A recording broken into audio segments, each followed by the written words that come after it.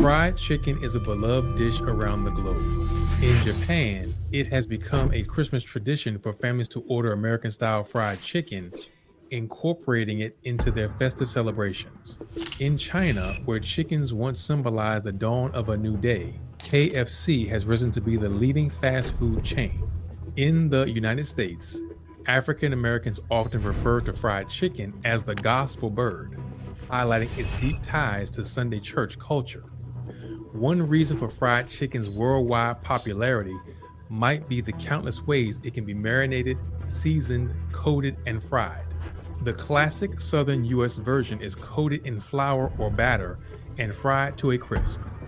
In Guatemala, fried chicken is marinated in citrus and spices, while in Japan, tatsuta age features soy sauce and potato starch. The variations are truly limitless. Although many cultures have created their own unique versions of fried chicken, the Southern US rendition is the most famous and the most controversial. But why is that? In the Southern US, many people even claim fried chicken as their birthright. Or as Damon Lee Fowler described it in his 1998 book, Fried Chicken, The World's Best Recipes from Memphis to Milan, from Buffalo to Bangkok, as their state religion. The reality is, the story of fried chicken in the United States is anything but simple. Despite its widespread love, its history is marked by struggle and hardship. Join us today as we explore the dark origins and cultural exploitation of fried chicken. We'll show you how this popular Southern dish became a symbol of prejudice, tracing its journey from humble beginnings to its controversial portrayal in the media. This is the racist history of fried chicken. From the 1600s to the 1800s, many believe that fried chicken began in the American South. Southerners proudly made it a main part of their local food and said that only African Americans, mostly enslaved, could cook authentic fried chicken. The first well-known printed recipe for fried chicken in the U.S. was published in 1824 in the Virginia Housewife, the first regional American cookbook. Written by Mary Randolph, a white woman from a family that owned slaves and a distant relative of Thomas Jefferson. This cookbook was an important moment in American cooking history. In her book, she described the process. Cut them up as for the fricassee.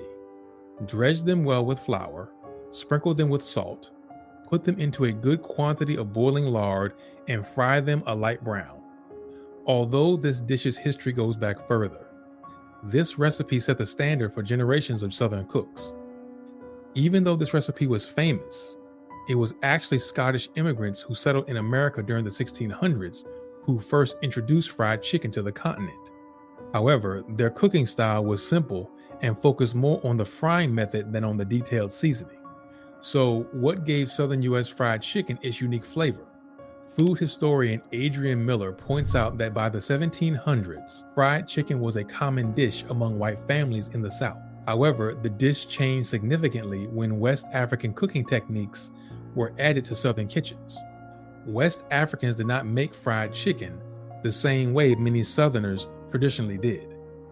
It was more like a fricassee, where chicken was lightly fried and then slowly cooked in a seasoned sauce, similar to a Senegalese chicken yassa.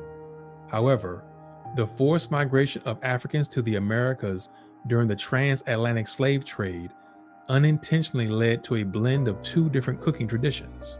Enslaved African Americans made fried chicken using recipes from their Scottish slaveholders.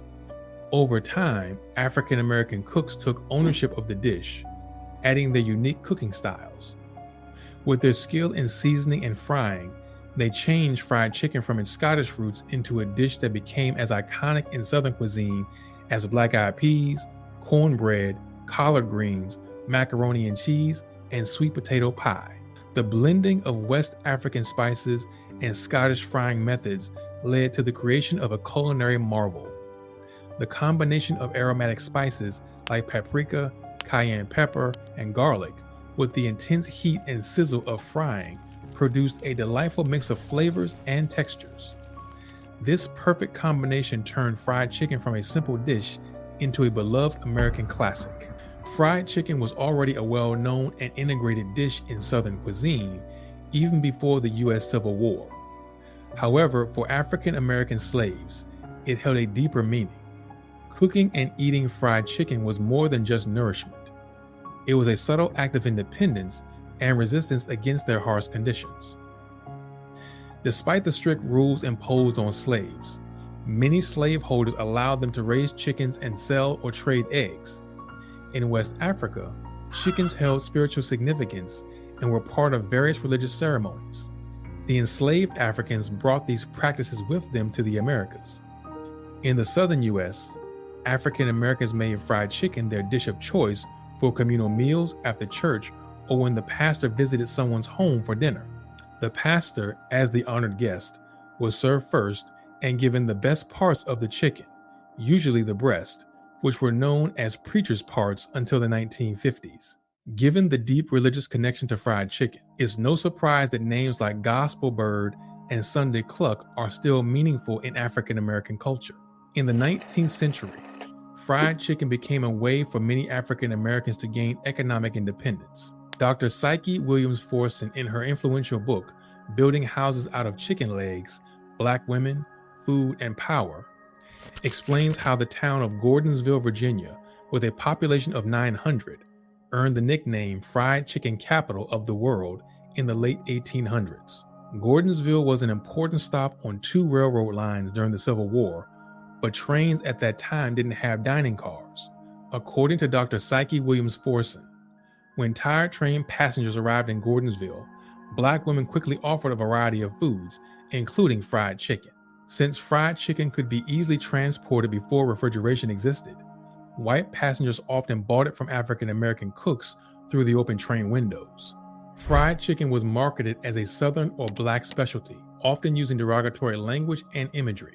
Ads from companies like Church's Chicken presented the dish as an ethnic food, while other fried chicken restaurant advertisements included cartoonish portrayals of African Americans as caricatures fixated on watermelon and fried chicken, reinforcing racial stereotypes under the guise of harmless advertising. The Coon card from 1905 speaks volumes. Sadly, these portrayals were not limited to print media, but also found their way into film and video.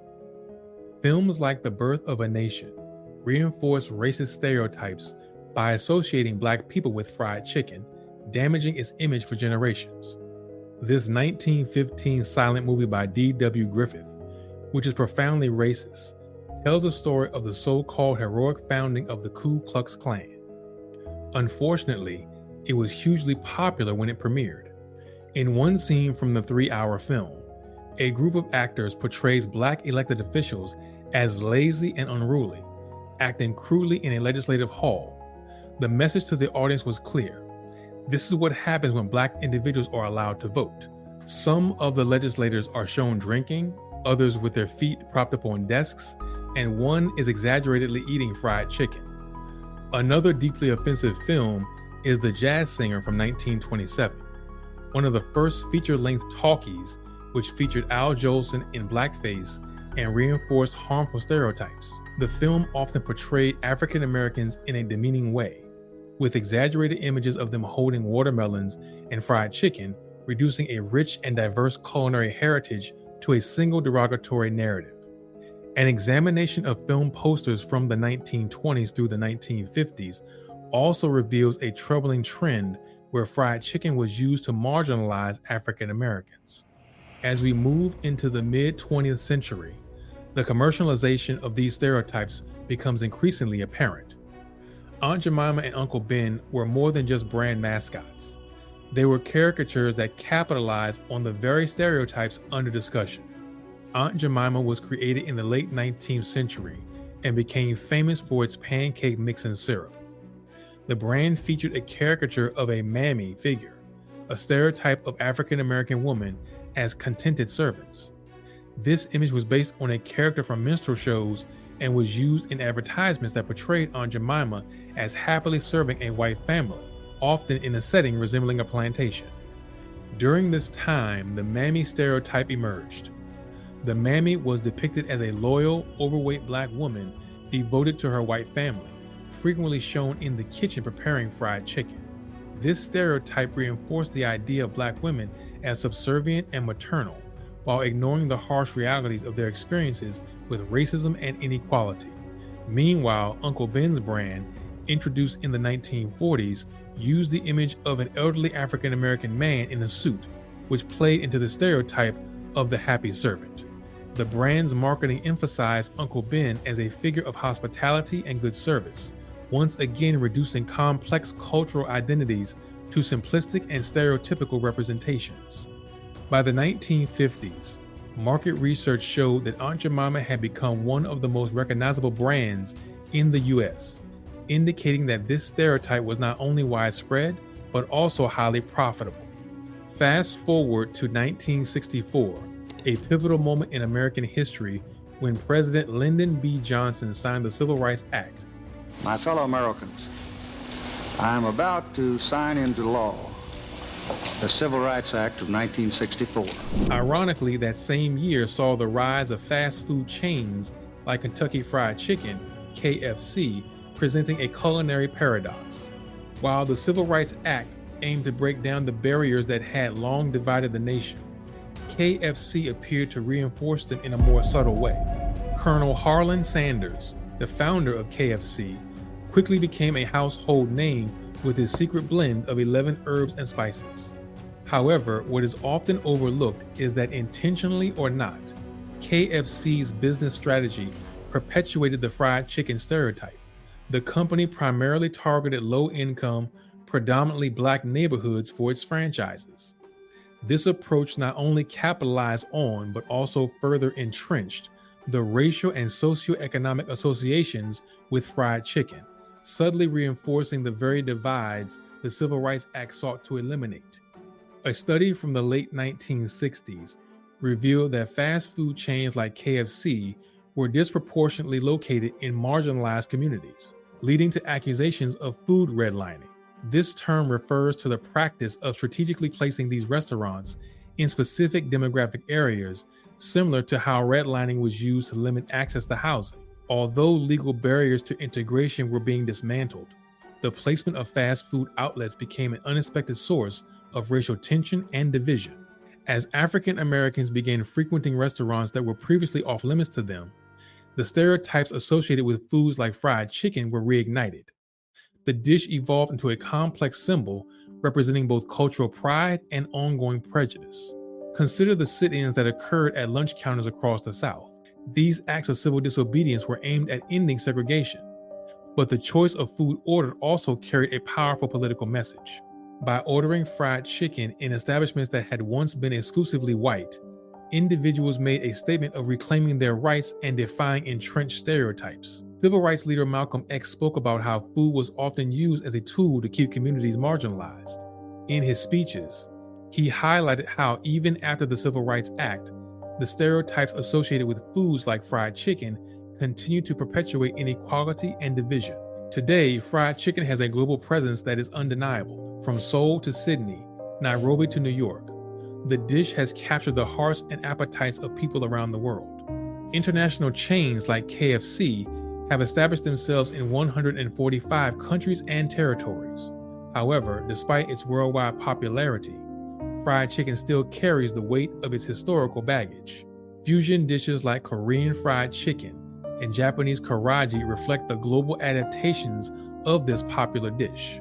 Yet while fried chicken has spread across the globe, it hasn't fully escaped its historical associations. The stereotypes that once defined it have not disappeared but remain, now hidden beneath the surface of globalization and culinary innovation. Let's shine a light on some modern culinary pioneers. Chefs like Marcus Samuelsson and food critics like Solil Ho are actively working to confront and break down the stereotypes associated with this beloved dish. Samuelsson, through his restaurant Red Rooster in Harlem, honors traditional flavors while skillfully avoiding racial cliches. Meanwhile, Ho uses her writing and critiques to spark meaningful conversations about food and identity. This new generation of chefs and critics isn't just serving delicious fried chicken. They're crafting a new narrative that acknowledges the dish's complex history without being confined by it. The narrative of fried chicken is a powerful story of cultural fusion, survival, and resilience. It represents the merging of two distinct culinary traditions, the ingenuity and resistance of a community under oppression, and the ongoing struggle against stereotypes and misrepresentations. Grasping this history is crucial. It helps us to value the rich culture infused into every bite while also confronting the unresolved issues that persist. By acknowledging the complete story of fried chicken, we can foster a more inclusive and respectful understanding of the diverse culinary traditions that enrich our world. If you found this exploration valuable, please like, comment, and subscribe to our channel. We'd love to hear your thoughts on fried chicken and its history. Your support is vital in helping us to continue to highlight these important discussions. Until next time, keep questioning, keep learning, and keep appreciating the deep stories behind the things we cherish. Thanks for watching.